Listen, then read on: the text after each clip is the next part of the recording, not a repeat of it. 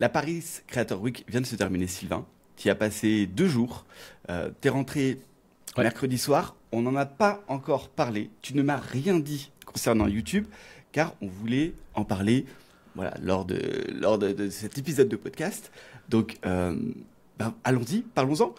Peut-être déjà, Sylvain, explique aux gens qui nous écoutent, c'est quoi cette Paris Creator Week? Parce que, si je dis pas de bêtises, c'était la première année. Ouais. Et juste là, de mon état, je suis hypé de fou. C'était un événement vraiment incroyable, et pour les créateurs et pour tous les gens de l'écosystème. Donc j'ai trop hâte de te raconter tout ça. De toute façon, c'est des choses que j'allais faire. De toute façon, on allait discuter. On s'est Oui, dit, on va l'enregistrer pour vous en faire profiter.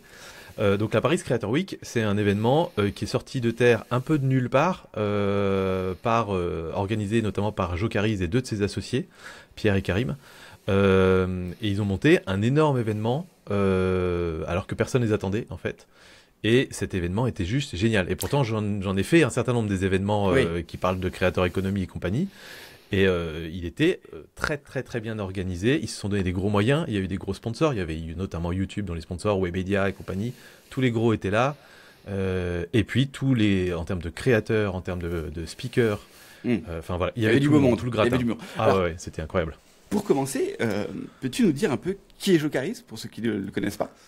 Ouais, alors Jocaris, de son prénom Marc, de son nom de famille, je ne sais plus, est entre autres choses, un créateur de contenu, mais je crois qu'il a bossé dans des grosses banques d'investissement avant. Ouais. Enfin voilà, il a abandonné en fait un super job très bien payé pour ensuite se consacrer à YouTube en partie, où en fait il fait des interviews de métiers, enfin de personnes inspirantes dans plein de métiers différents. Donc son but Ouais. au départ c'était d'orienter les jeunes vers différentes carrières, etc. Et plus ça avance, plus il devient une figure assez importante du milieu du podcast et des interviews. Et donc en fait il a cette double casquette qui est vraiment hyper intéressante, à la fois créateur de contenu et à la fois businessman, qui fait qu'en fait il a une place vraiment de choix dans ce milieu de la créateur économie. Et il s'est dit on va monter un événement pour la créateur économie. Et en fait Oui, c'est ça. on en a vu plein en fait des événements comme ça qui essayent de se monter, etc. Et très souvent, soit ça fait pchit, soit c'est vraiment, par exemple le Frames Festival à Avignon qui existe depuis un paquet d'années. Hmm. Il est très orienté sur la fiction et la vulgarisation finalement. Et ça représente qu'un tout petit pan de la créateur économie. Mais pour cette partie-là, c'est c'est un salon qui est très influent. Là, en fait, et moi j'avais très peur au début que la Paris Creator Week soit vraiment très centrée LinkedIn, avec créateur Ouais. LinkedIn, etc. Et en fait, non, ça a été méga bien équilibré. Il y a eu du Go Decrypt, il y a eu des gens qui bossent avec MrBeast, mais il y a aussi eu des pontes de LinkedIn qui étaient là, quelques personnes qui représentaient aussi des TikTokers, des Instagrammeurs.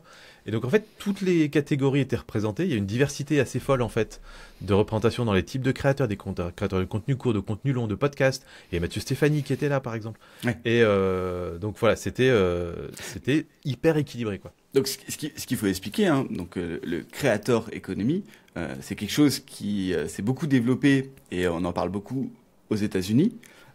En France, tu sens que ça a un peu du mal parce que, alors ça c'est de mon point de vue, tu as ce côté influenceur et la creator economy qui ne sont pas du tout la même chose. Les influenceurs gagnent leur vie en faisant de l'influence et en vendant des produits, alors que la creator economy, hein, tu me dis si je me trompe, c'est vraiment comment créer un business en utilisant les réseaux sociaux, YouTube, TikTok, LinkedIn.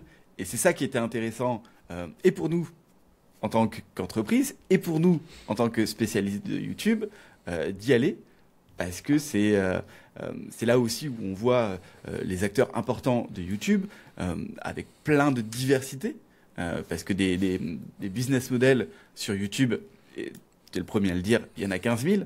C'est pas juste des OP ou vendre de la formation. Donc voilà, c'est aussi pour ça que j'ai voulu que tu y ailles. Ok, on va, première question, parce que celle-là, elle me titille depuis 2 jours. C'est quoi le gros truc que tu as appris concernant YouTube et la creator economy? C'est quoi là, le banger tout de suite là? Vu qu'on est dans les chiffres, alors malheureusement j'aurais pas le chiffre exact parce que je l'ai pas noté, mais Jocaris a dévoilé une étude qu'ils ont faite spécialement pour cet événement. C'est un petit conseil d'ailleurs quand vous organisez un événement, petit conseil de la responsable des relations presse de l'événement de Paris Creator Week. commander une étude spécialement parce que ça fera venir tous les journalistes et ça fera parler de l'événement. C'est un bon prétexte. Et donc cette étude parlait justement de l'impact de la creator economy en France et le nombre d'emplois qui sont générés par la creator economy, c'est monstrueux. C'est-à-dire qu'on parle souvent des créateurs de contenu. Je crois que les créateurs de contenu, je ne sais plus exactement le nombre exact, mais c'est peut-être 150 000, 200 000, un truc comme ça, qui vivent aujourd'hui de leur création. Parce qu'il y en a beaucoup plus, évidemment, qui vivotent ou qui ne génèrent pas de revenus. Et en fait, la creator economy, c'est-à-dire toutes les personnes qui vivent derrière ça. C'est-à-dire, imaginez un créateur de contenu, on va prendre un truc simple, mais prenez je sais pas, Amixem, par exemple. Évidemment, lui, il génère des revenus avec sa chaîne. Mais ces revenus lui servent à payer des monteurs, lui servent à payer du matos de tournage, lui sert à payer des gens qui vont organiser, installer des salles, des machins comme ça. Enfin, en fait, il fait vivre 15, 30, 50, 100 personnes peut-être, grâce à sa chaîne, à une seule chaîne. Et donc en fait, soit on compte uniquement Amixem comme seule personne qui vit de sa chaîne YouTube, mais c'est pas très juste, soit on compte la centaine de personnes derrière. Et donc du coup, ça fait le lien aussi avec ce que tu disais. Il y a des créateurs qui sont vraiment créateurs first, qui se créent une audience et ensuite cette audience génère des revenus et ça fait vivre une équipe pour faire toujours plus de contenu. Et il y a aussi le pendant opposé de boîtes qui se disent nous aujourd'hui, je sais pas, on a 10 salariés, on commence à créer du contenu, ça génère beaucoup d'intérêt, beaucoup de clients en plus. D'un seul coup, on passe à 20 salariés grâce au contenu qu'on crée. Sur les 20 salariés, il y en a quand même 10 qui découlent bien de la créateur économie et vous bénéficiez de ça. Donc en fait, finalement, quand ils faisaient le total de tout ça, je crois qu'on était à 1 500 000 ou 2 millions d'emplois en France qui sont basés là-dessus. Donc ça devient énorme. Et c'est amené, a priori, à continuer de grossir pour faire x4, x5 dans les 10 prochaines années encore. Donc, il faut imaginer que c'est vraiment big. Oui, on en est encore au début. Et même nous, on le voit sur YouTube. De plus en plus d'entreprises, de plus en plus d'entrepreneurs comprennent l'intérêt. Et c'est vrai que, on va dire, la banalisation des réseaux sociaux, l'arrivée fracassante de TikTok a mis en lumière ce qu'on peut faire, quoi. Pendant des années, on va dire les dernières décennies, les entreprises pensaient qu'il fallait faire de la pub pour avoir des nouveaux clients.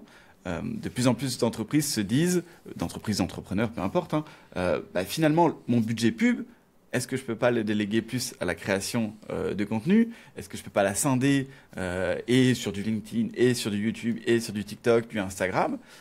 Ça fonctionne pour les influenceurs. Pourquoi finalement ça fonctionnerait pas pour les entreprises? Et c'est super intéressant. Ok.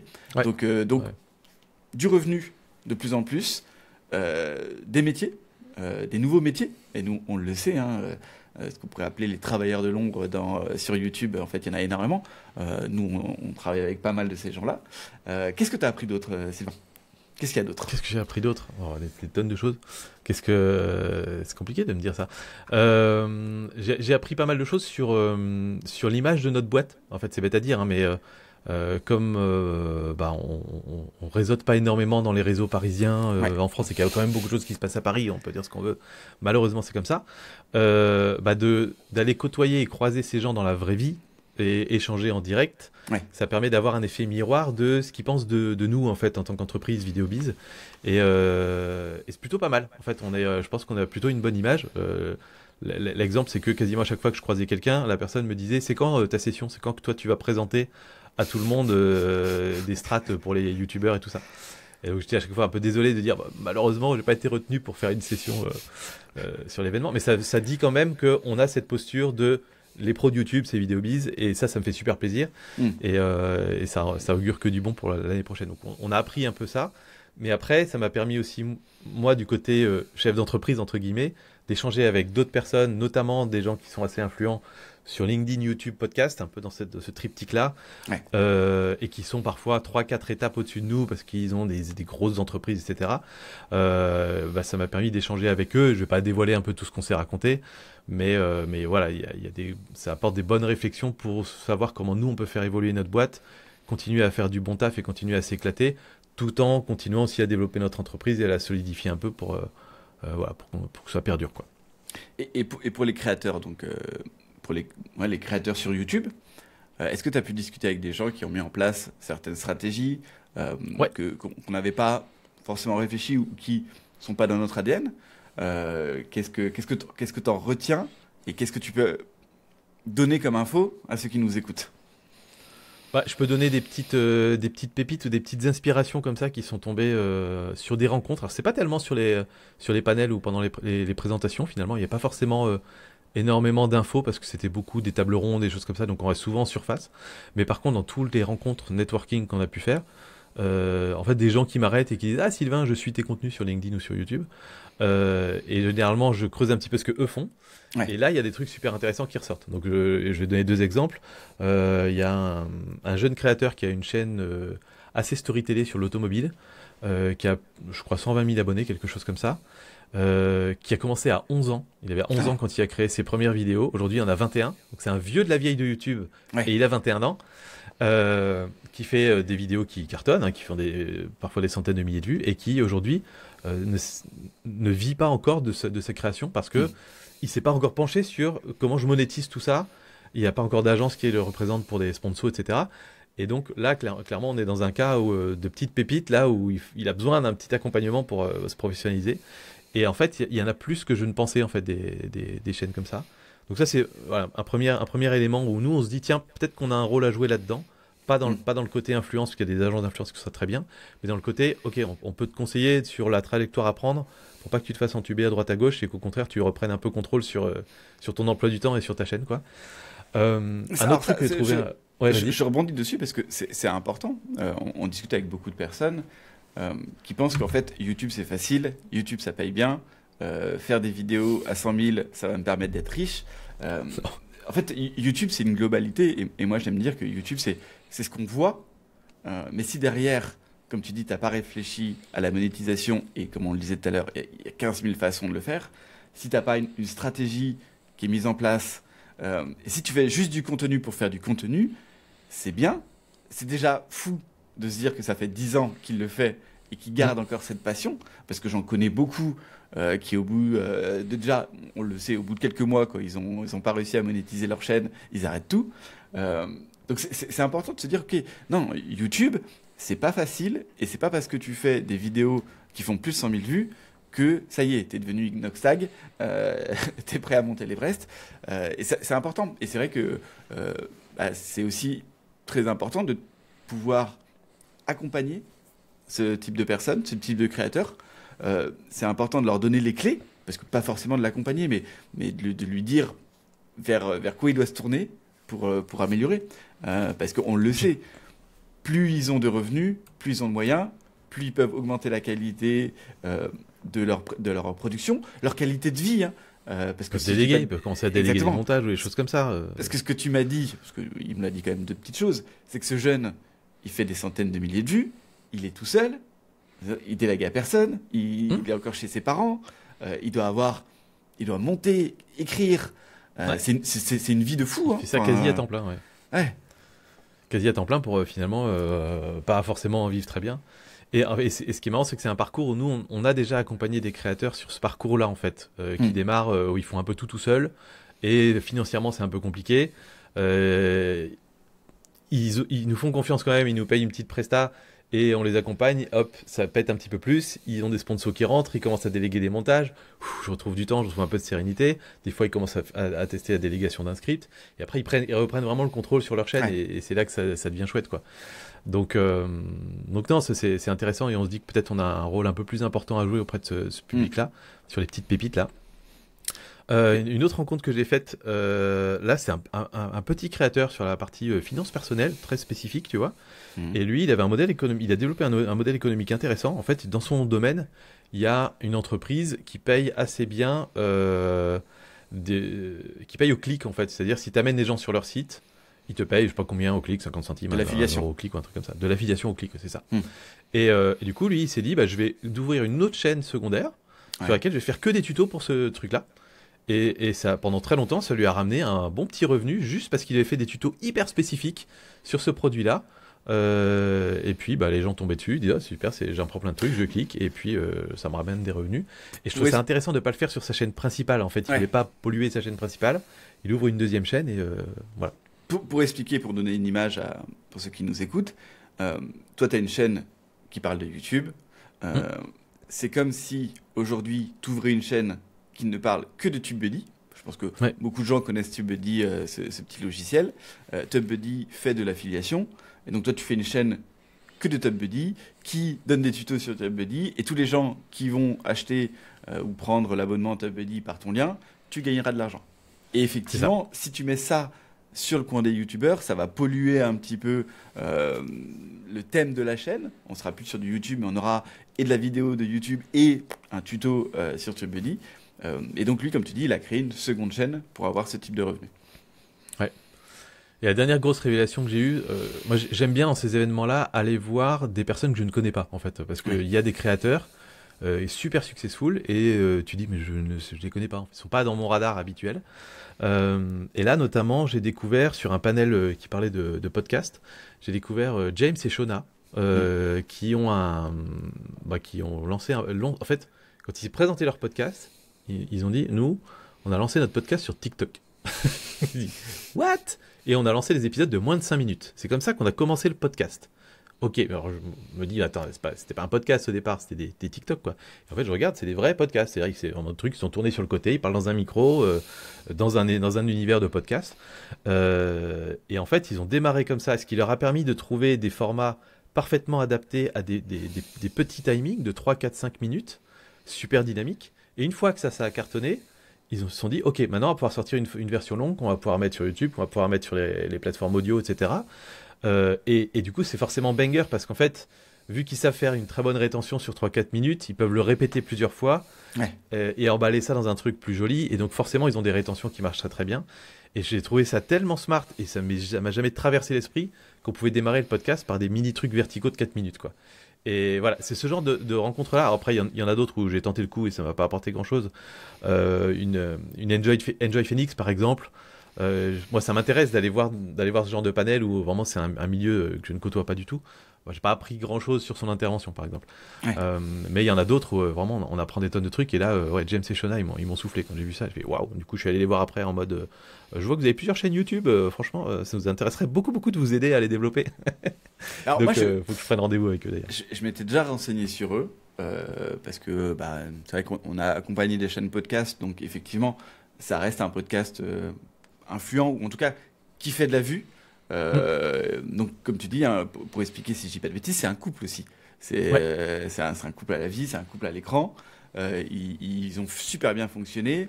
Derrière, pour expliquer aussi, ça a donné à James l'idée de se dire, ok, l'univers podcast est en train de se développer en France, c'est mon activité principale. Je vais créer donc toute une chaîne de podcasts qui s'appelle aujourd'hui Podspace, qui sont très présents en France. Des studios dans lesquels vous pouvez tourner. C'est ça, où tu réserves à l'heure et tout, tu as tout ce qu'il faut. Si je dis pas de bêtises, ils sont aussi maintenant aux États-Unis. On va dire, c'est ça qui est marrant, c'est de se dire que ces petits TikTok de 5 minutes où c'est des réflexions, en plus, si je dis pas de bêtises, hein, c'est vraiment des réflexions de couple, donc forcément qui touchent un gros public sur TikTok.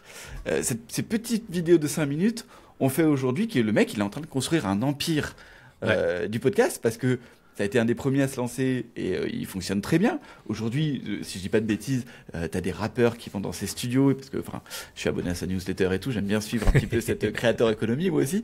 Et c'est super intéressant parce que ça permet, il a créé un empire sur des TikTok de 5 minutes. Et c'est ça qui est drôle en fait, c'est que dans le même événement, on croise des gens comme celui dont je vous parlais avant avec sa chaîne auto, qui est resté en fait créateur depuis le début parce que c'est sa passion, mais qui a zéro sens business en fait derrière.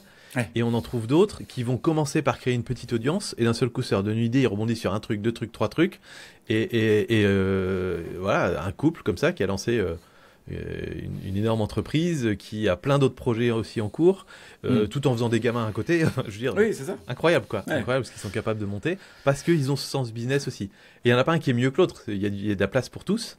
Mais c'est génial, je trouve, de voir la différence de ce que peuvent faire certains avec la même audience. Il y a des projets radicalement différents d'un côté de l'autre. Alors, faut que je pose une question parce que j'ai vu qui y participait. Voilà. Et alors, je pense, parce que tu m'as dit que tu n'étais pas trop présent au panel, mais je suis obligé de demander.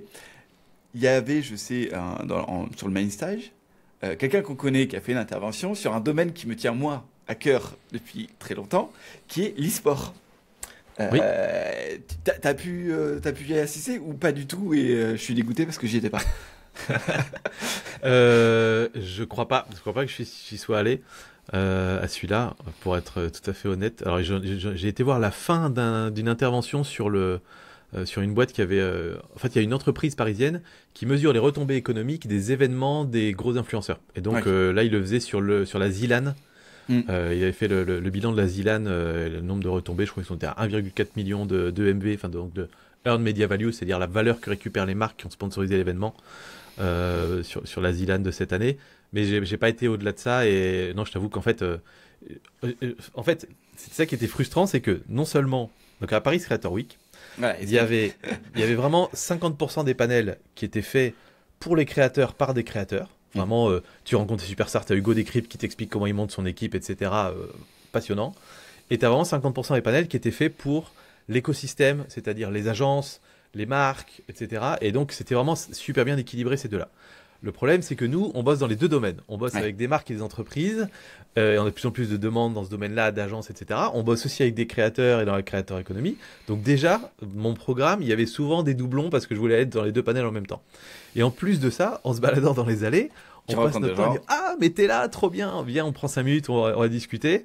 Et en fait, il y a eu un paquet de... Tu vois, j'avais fait mon programme dans le train. C'était blindé sur mon téléphone, le programme de conférence. Il y en a plus de la moitié où j'avais prévu d'aller, où je suis pas allé parce que j'étais juste en train de causer avec d'autres gens passionnés par leurs histoires, par leur business, par tout ce qui était en train de monter grâce à YouTube ou autre d'ailleurs. Et donc heureusement qu'on avait pris un pass qui permet normalement d'avoir accès au replay. Donc j'ai bien emmerdé. Tu vas me les envoyer et... Ah oui, moi je veux les replays et je veux aller voir les sessions que j'ai pas pu voir, quoi. Et on s'engage, voilà. On en a discuté, l'année prochaine, on va y aller à deux. C'est obligé. Oui. Parce que, moi j'aime bien le dire, hein, pour expliquer, on est tous les deux associés donc chez VideoBiz, mais on a tous les deux des domaines qui nous intéressent, qui sont totalement différents. On se complète bien. Et ce qui est bien, c'est parce que ça nous donne des objectifs. Voilà, toi je sais que t'as ce côté de travailler avec les futures pépites de YouTube. Et moi, j'ai un côté de... Moi, j'aimerais travailler avec Webedia. Moi, j'aimerais travailler avec l'e-sport, suivre, être le stratégiste, l'expert, la boîte qui suit et qui crée les stratégies de l'e-sport, hein, du League of Legends, de toutes ces choses-là. J'adorerais parce que moi, je baigne dedans depuis maintenant 10 ans. Je suis allé voir des events. Tous les acteurs, je les connais. Là, tu vois, il y avait Sean, c'est des mecs comme ça. C'est des mecs que j'ai connus, ils avaient à peine 20 ans, ils étaient dans leur chambre à streamer. Aujourd'hui, ils ont des entreprises, ils créent des équipes, ils font des événements. Voilà, moi, tout ce côté-là m'intéresserait parce que c'est cool. C'est cool. Et c'est pour ça que l'année prochaine, j'aimerais bien faire un vlog. En fait, t'aurais dû faire un vlog. C'était pas possible. C'était pas possible. C'était trop intense. Ok, donc, ok. D'autres petites pépites avec qui tu as pu discuter. Est-ce que tu as discuté, là c'est la question que je me pose et peut-être que les gens se posent, est-ce que tu as réussi à discuter avec des gros youtubeurs? Est-ce que tu as discuté avec Inoxtag un peu? Non, puis j'avoue que ça c'était ma toute petite déception. C'était... oui, on va quand même parler de ces trucs-là pour revenir sur les trucs bien après. L'événement était super bien organisé, c'était hyper fluide, pour une première c'était incroyable. Le décor, le setup et tout ça a été monstrueux. C'est des gens qu'on connaît bien en plus, c'est Hoopercast qui a organisé tout ça, et eux ils ont une ambition aussi démesurée, c'est encore un autre sujet. Les deux petites déceptions, c'est que c'est vrai que souvent les présentations de toutes les stars qui passaient sur scène là, étaient parfois pas ultra préparés. C'est souvent des tables rondes où quelqu'un qui pose 2-3 questions, donc on reste un peu en surface. C'était un peu le constat qu'on se faisait, c'est que globalement on apprenait pas énormément de choses, même si ça inspire à fond. On n'apprenait pas énormément de choses dans les panels. Donc ça c'est peut-être un truc à voir pour les prochaines éditions. Moi je verrais bien un truc un peu façon TEDx, avec où ils viennent au moins avec une anecdote, une petite leçon apprise, etc. Et l'autre truc, c'est que en fait tout le mercredi matin, c'était marqué Webedia Show, et c'était dans le programme. Le Webedia Creator Show, c'est quelque chose qui est organisé chaque année par Webedia, et là ils avaient réussi à convaincre Webedia de le faire à Station F dans le cadre de l'événement, donc trop bien, on était chaud et tout. Donc pour ceux qui étaient présents sur place, en fait, ils se sont rendus compte que quand ils arrivaient, la salle était fermée, c'était que pour les invités, les guests de Webedia et toutes les stars de YouTube, les Lena Situation, Inoxtag, etc. Et que bah, tu étais obligé de rester derrière, en dehors de la salle et de regarder sur les écrans. Et donc ça, c'était un peu frustrant, et c'est vrai que ça aurait été bien d'être mis au courant au moins de ce truc-là. Ouais. Parce que bah, c'est quand même un quart de ton programme où tu te dis, voilà, cette partie-là, ça va être le moment un peu star system, entre guillemets. Mais c'est un petit truc, voilà, et je pense que c'était plus un side event. Il y avait plein de side events d'ailleurs à Paris Creator Week, et je trouve que ça c'était une super idée. Si on peut en parler peut-être deux mots là-dessus. Ah ouais, vas-y. Ce qu'ils appelaient les événements satellites. Donc déjà par exemple il y avait le Creator Dinner qui était le lundi soir, donc avant que tout commence. Moi j'ai la chance d'y participer, et donc là en fait il y avait tous les speakers et tous les gros partenaires, on va dire, de l'événement qui étaient là. Et donc là, c'était vraiment super parce que c'est l'occasion justement d'approcher certaines personnes, si tu veux des noms, des personnes que vous pouvez connaître. Il y avait Théo Lyon, il y avait Mathieu Stéphanie et Caroline Mignot, il y avait Cyril MP4, il y avait Asher, il y avait toutes ces personnes-là. Et en fait, quand on y est, naturellement, bah, quelqu'un te prend par la main et dit tiens, je te présente Cyril MP4, tiens, ça c'est... Enfin, voilà. Et donc finalement, on fait connaissance et on serre la main de ces gens-là. Et on peut vraiment discuter avec eux, ce qui n'est pas le cas dans le reste de l'événement, parce que le reste de l'événement, ils sont avec leurs équipes, ils préparent leur passage, après ils ont des moments médias, puis après ils s'en vont, quoi. Donc en fait, tu peux pas discuter avec ces personnes-là, sauf coup de bol, on va dire ça comme ça. Ouais, c'est un cercle restreint en fait ce dîner, c'est Ouais. ça? C'était où? Ouais. C'était au Cercle des Armées. Je ne Ok. connaissais pas, un beau bâtiment, du grand lustre et tout. Je me sentais pas du tout à ma place, mais c'était c'était très chouette, et c'était assez chill en fait en vrai, même si c'est chic mais chill, quoi. Donc c'était franchement très bien. Combien de personnes à peu près? Il y avait, j'estime qu'il y avait entre 150 et 200 personnes, Ah ouais, quand même. vu le nombre de tables. Donc voilà. Et puis C'est des grandes tables, c'est ça? Ouais, des tables de 10. Ouais. Voilà, moi j'étais assis à côté de Mathieu Pibor, le CEO de Linker, si vous connaissez, qui m'a déconstruit toute notre société Vidéobiz pendant tout le repas.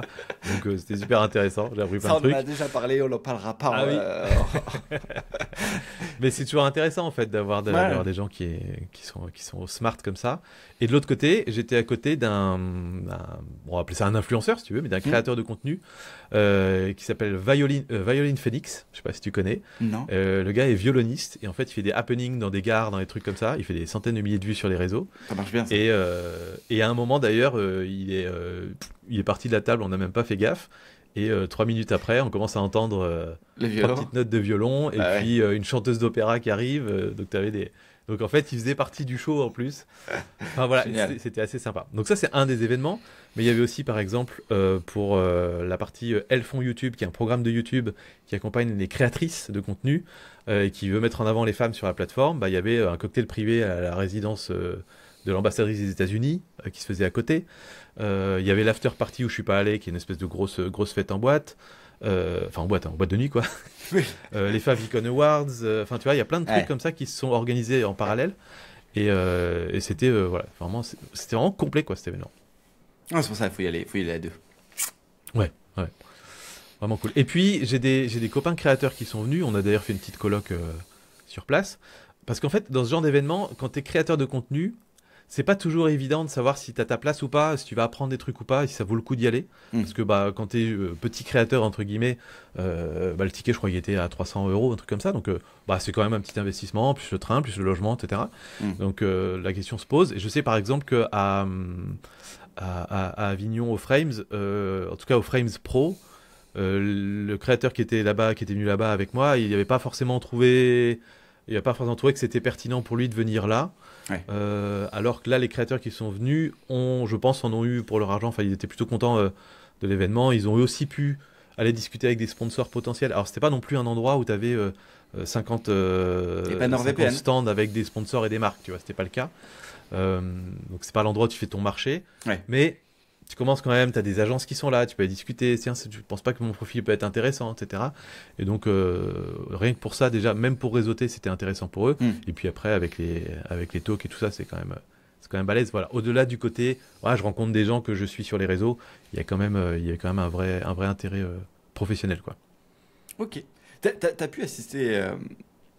Alors, il y a quelqu'un qu'on connaît, mais je sais que tu n'y as pas assisté, c'est Hardisk.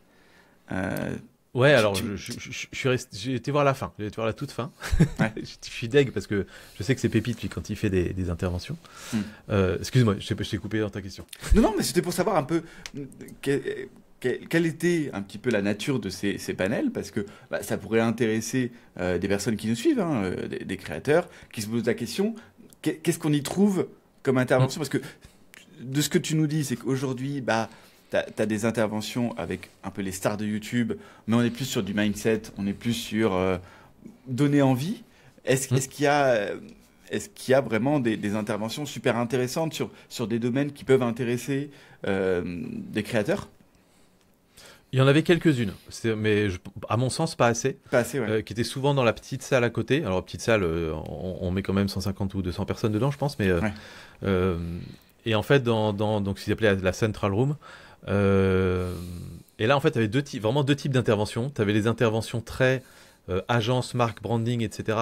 Où généralement c'était ultra en surface et en fait tout le monde sortait un peu le même jargon et bon, tu ressortais de là en disant ok bon j'ai rien appris quoi. Mm. Mais moi j'y allais parce que ça me permet d'apprendre leur vocabulaire parce que c'est un milieu dans lequel on commence à être de plus en plus actif on va dire et donc c'est important de comprendre comment une agence de marque de branding qui parle avec des grosses boîtes comment ils communiquent c'est quoi leur vocabulaire etc. Donc j'y allais pour ça.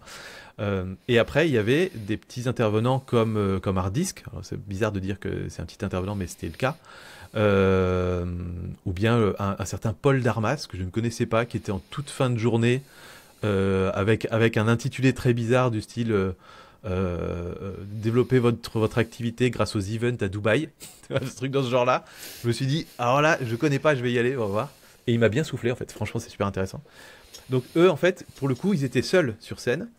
Et donc ils préparaient un Ok. talk dans lequel ils disaient je vais donner de la valeur quoi en fait. Mm. Et ça je trouve que c'est quelque chose qui manquait un petit peu aux autres événements. Il faut de l'inspi et tout ça c'est important. Oui. Mais pour moi c'est important aussi qu'il y ait des endroits un peu workshop entre guillemets où à la sortie tu te dis putain j'ai appris des trucs par rapport au moment où t'es rentré. Et donc Hardisk rien que les 5 minutes où je suis allé j'ai vu qu'il y avait des trucs déjà hyper quali et qui me font réfléchir à la façon dont on analyse nos data etc. Et on pourrait encore améliorer ça. Donc je sais que je vais regarder tout le truc avec attention. Paul Darmas me donne des idées aussi. Donc voilà, il y en a eu quelques-unes. Il y a eu un panel aussi sur celui sur les podcasts pour le coup, qui était intéressant. Mais voilà, en dehors de ces trois-là, j'ai pas pris beaucoup de notes. La plupart des autres notes que j'ai prises, c'était des échanges avec les gens Ouais. en dehors quoi. Tu nous disais aussi que YouTube était partenaire donc, de ce festival. Ouais. Est-ce qu'il y a eu des interventions? À ton avis, qu'est-ce qu'ils viennent faire là? À part mettre leur nom. Voilà, quel est pour eux l'intérêt de participer à ce festival? Bah en fait, comment on peut Alors, définir ça? pour t'aider un petit peu, est-ce Ouais. que YouTube était le seul ou est-ce que TikTok aussi était partenaire? Parce que, on va pas se le cacher, la créateur économie, je le rappelle, c'est pas juste YouTube, c'est pas juste TikTok, ce sont tous les médias, tous les Ouais. réseaux. Donc forcément, dans ce genre dans ce genre de festival, comme tu l'as dit, on reprend l'exemple de James qui commence sur TikTok, mais finalement qui va sur YouTube à la fin. De plus en plus, YouTube, on en parle même si c'est un peu, mais c'est la question pareil. YouTube est en train de sponsoriser des vidéos YouTube De youtubeurs, ouais. de YouTubeurs. Donc Ouais. il y a aussi ce côté-là, un peu la Ils sont guerre des réseaux pour aller choper cette créateur économie. bien sûr. Ouais, bien sûr, ils doivent se positionner là-dessus et donc les événements qu'ils décident de sponsoriser en disent long sur leur stratégie, etc.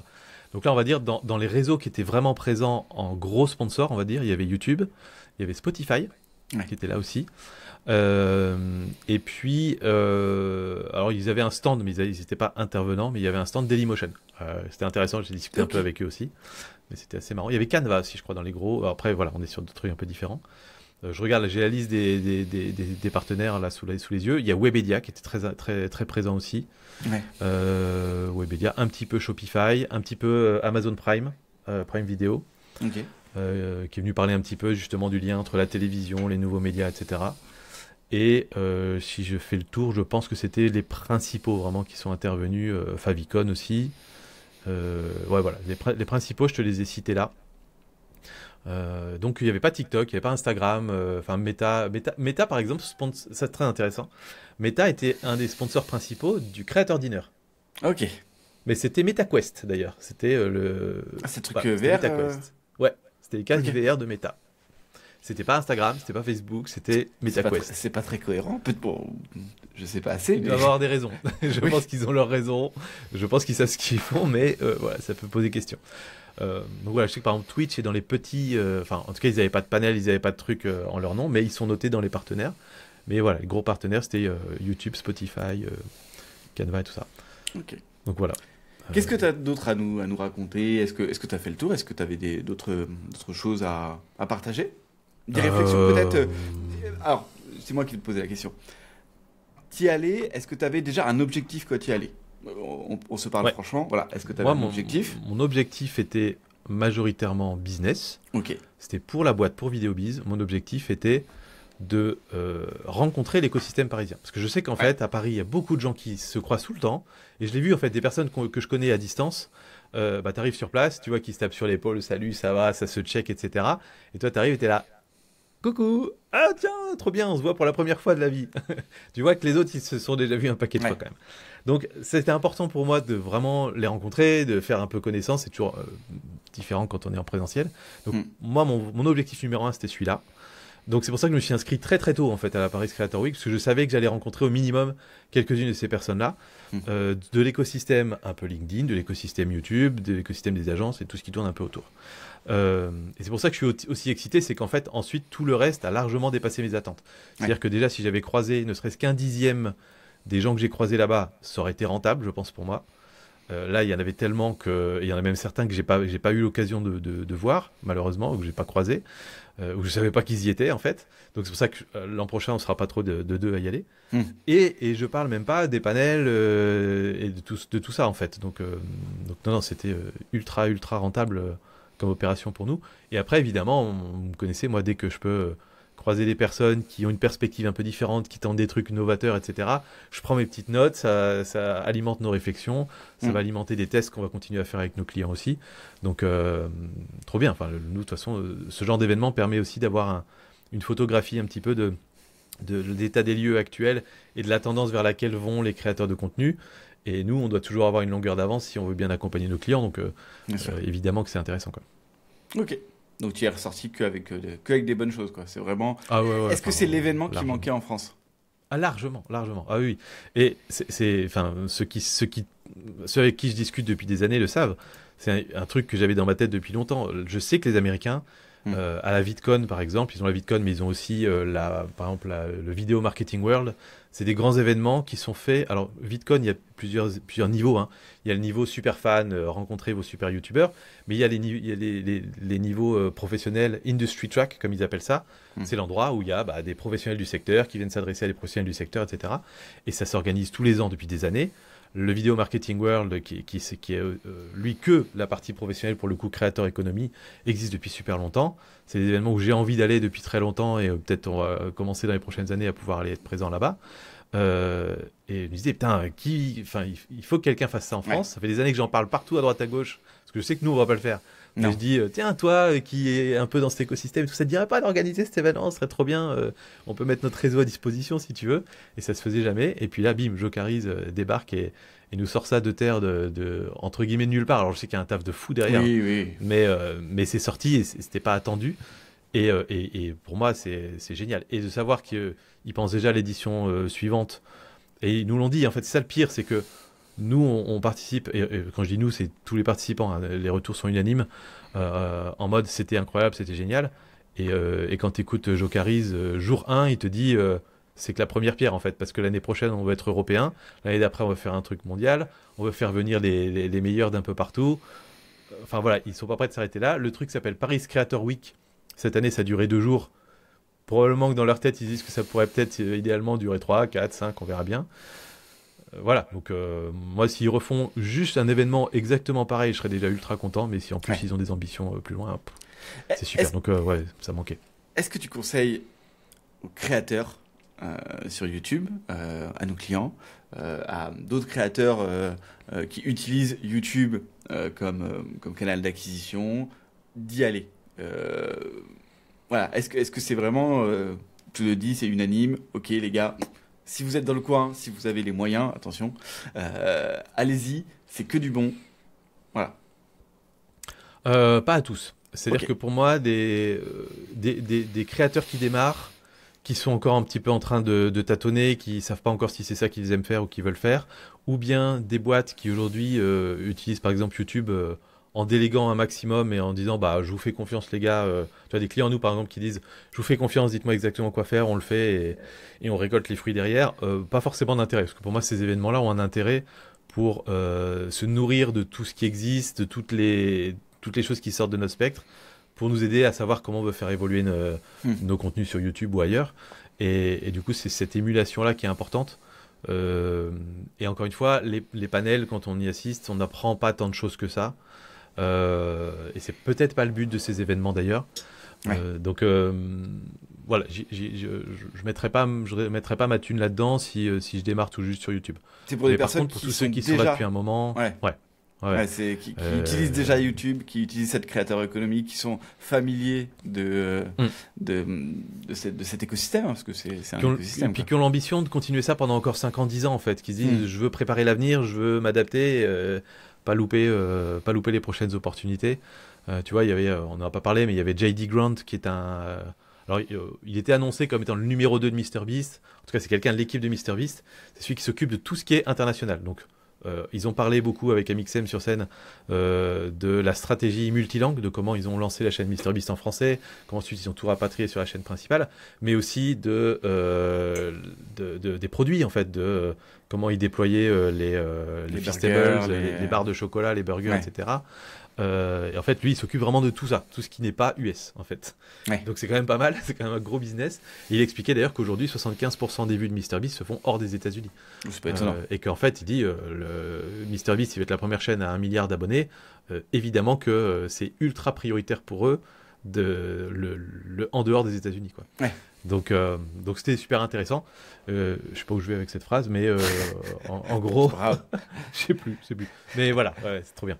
Non, mais c'était pour savoir qui doit aller à ce genre d'événement. Comme tu dis, c'est pas le petit youtubeur qui vient de se lancer dans sa chambre. Quoique, en même temps, tu nous as parlé d'un youtubeur qui fait 100K tout seul dans sa chambre. Peut-être qu'il y a trouvé aussi son intérêt. Et peut-être comme mais pour moi, lui, il est pas petit youtubeur. Pour moi, lui, il a l'ambition d'en vivre et il adore ça et il est déjà bon. Donc, enfin, tu vois, je suis sûr que lui, il a trouvé pas mal de choses intéressantes. Mais si tu démarres et que tu galères un peu et que tu sais pas encore bien tourner tes vidéos, c'est peut-être pas le meilleur endroit, quoi. Moi, j'aurais un petit mot. Je sais pas combien de temps ça fait qu'on tourne là. J'ai une question pour toi. Ah, vas-y. Est-ce que toi, t'es deg de pas être venu? Oui. Maintenant que je te raconte ça. Ouais, non, mais je te le dis. Oui. Ouais, cool. Ça veut dire que l'an prochain, on va tout défoncer là. Oui, mais moi, j'aime ce genre de réseautage. Voilà, moi, c'est très bien. Moi, j'aime parler avec les gens. En plus, voilà, peu importe. Tu vas me passer les replays. Écoute, moi, je joue charisme, il va me passer les replays. Comme ça, je vais aller voir certains trucs qui m'intéressent aussi. Oui, donc clairement, oui, c'est un truc que j'aimerais bien faire. J'avais peur. Mais il y aura toujours ce côté, j'avais peur du côté un peu trop LinkedIn. Parce que je connais la sphère LinkedIn parce que j'y été dedans.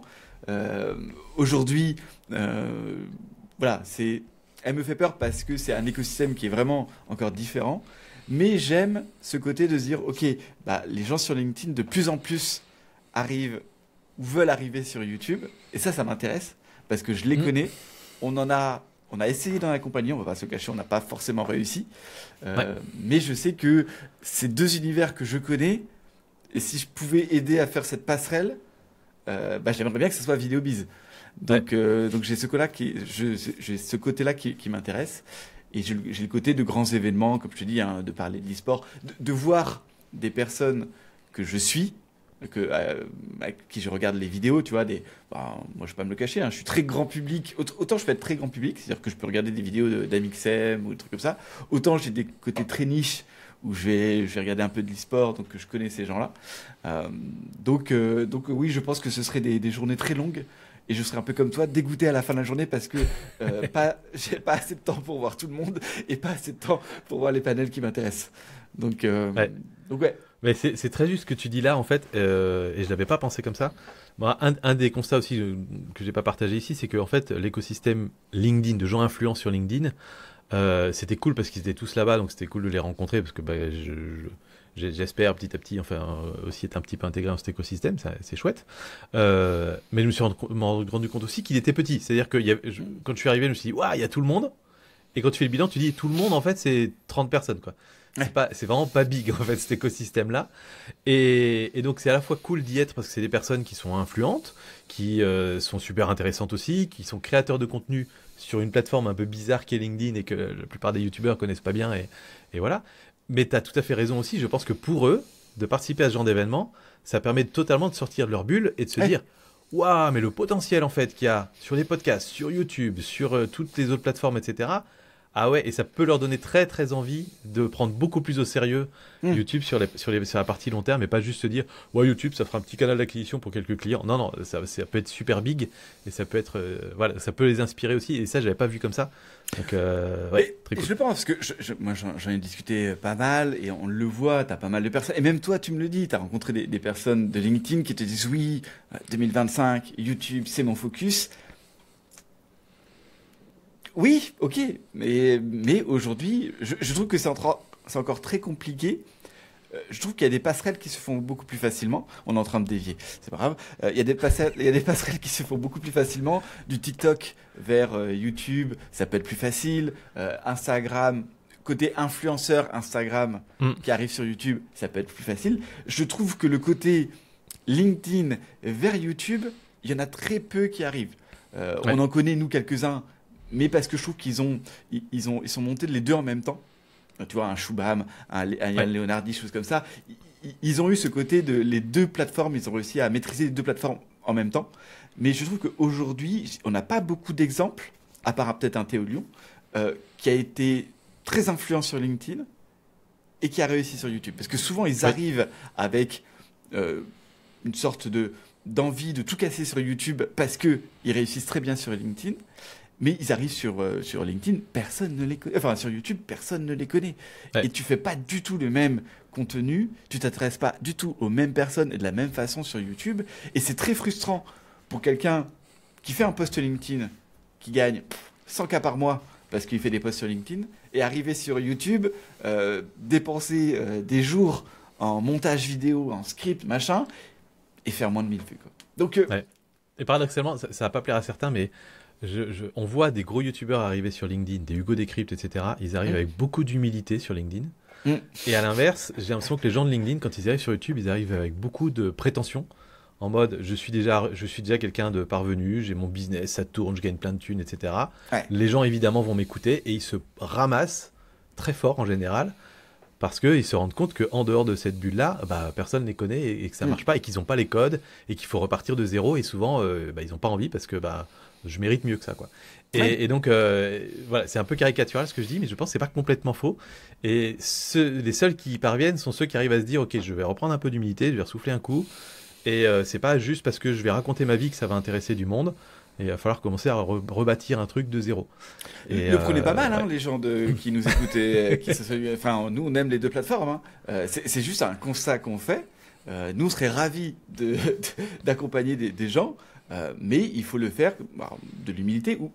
Moi, quand j'en discute avec des gens de LinkedIn, je leur dis, remettez-vous dans cet état quand vous êtes arrivé sur LinkedIn. C'est-à-dire que Ouais. quand personne ne vous connaissait et que vous avez dû galérer, vous avez dû faire vos premiers likes, vos premières sans impression. Bah là, c'est pareil. Il faut accepter que peut-être que pendant un an, bah, vous allez galérer. Parce que, bah, encore une fois, vous allez faire 100 vues. Ça va être long, ça va être dur. Oui, ça va coûter de l'argent. Hein, messieurs, dames de LinkedIn qui viennent avec des budgets.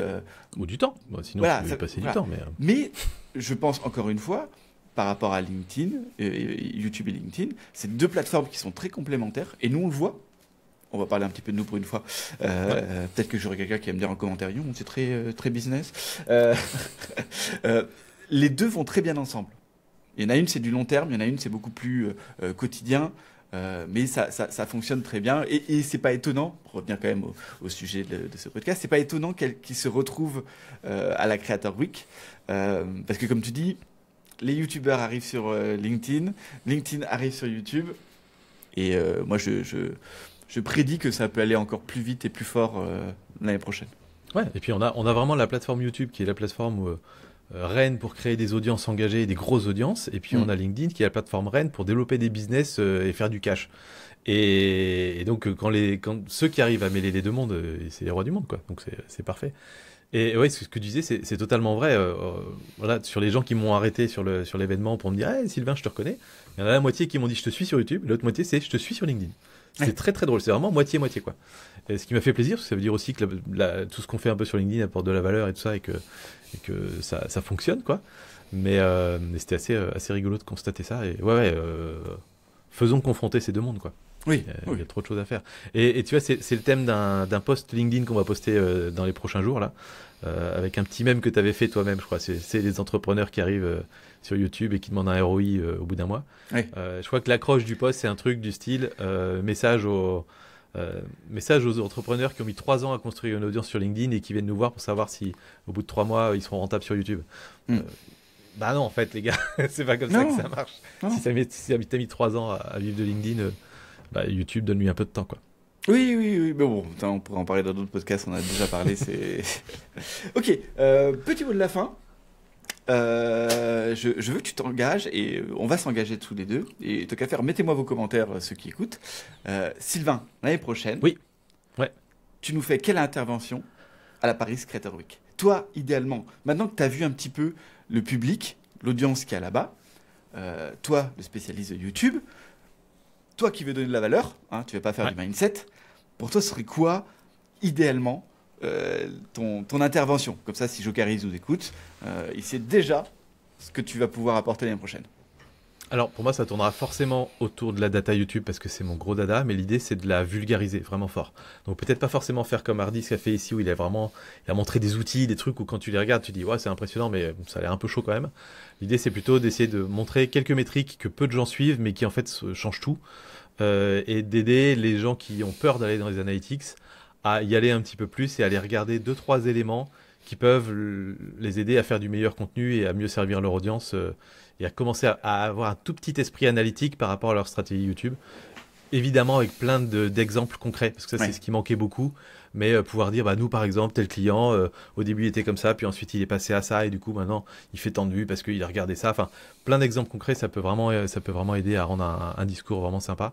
Donc ce serait plutôt ce type de présentation-là que j'aimerais bien faire. Ok, j'en voyais 2. Forcément la data, te connaissant, c'est obligé. Mais en tout cas, de ce que tu m'as dit, est-ce qu'il n'y aurait pas... Il n'y a pas quelqu'un qui doit parler un peu de monétisation? On est dans la creator economy. C'est quoi, en fait? C'est la monétisation. Bon, ils ont qu'à aller voir notre podcast, on en a déjà parlé. D'expliquer un petit peu comment vous pouvez créer un business. Les différents modèles économiques associés à une chaîne YouTube. Ouais. Parce que c'est vrai que c'est un domaine que, pour le coup, je connais pas mal, je le maîtrise bien. Et en fait, c'est vrai qu'il y a... comment dire, je suis pas spécialiste là-dedans, j'ai pas une agence d'influence, etc. Mais aujourd'hui, en fait, on a 2 mondes qui se parlent pas. On a les agences d'influence qui vont être super bien pour te dire comment aller chercher des sponsors, etc. Et ils sont bien plus pertinents que moi là-dessus. Mais ce n'est qu'un tout petit pan de ce qu'un créateur de contenu peut générer, parce qu'après, il y a évidemment les affiliations, il y a le merchandising, il y a les events, oui, bien sûr.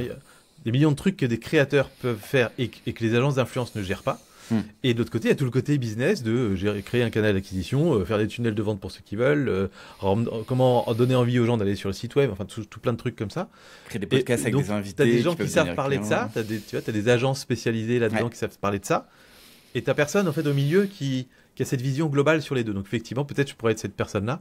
Effectivement, ça peut être j'imagine, ça peut être une conf qui pourrait attirer du monde, donc, carrément. C'est une bonne idée. Dites-nous, ceux qui sont présents encore à la fin de cette vidéo, dites-nous ce que vous préférez, ou même, de toute façon, on pourrait déjà nous en parler en podcast, c'est des thèmes qu'on aime bien aborder, donc n'hésitez pas à nous le dire en commentaire. En tout cas, c'était très plaisant, je suis content d'avoir eu cette discussion directe. Voilà, j'espère en tout cas que ça a plu, dites-le nous, et de toute façon vous allez suivre, il va nous faire des petits récaps sur LinkedIn aussi, je le sais, voilà, et encore une fois, on y va l'année prochaine et ça va être d'enfer, quoi. Yes. Merci beaucoup Jocaris et Karim et Pierre pour avoir organisé tout ça parce que c'était incroyable. Voilà, si vous passez par là. Ouais, mais Merci vous n'avez pas beaucoup. invité Sylvain Non, mais en speaker. l'année prochaine. Qu'est-ce qu'ils ont loupé, quoi. Moi, je le sais. Merci beaucoup, Sylvain. On se retrouve à la prochaine, alors. Ouais, ça marche. Ciao. Allez, ciao.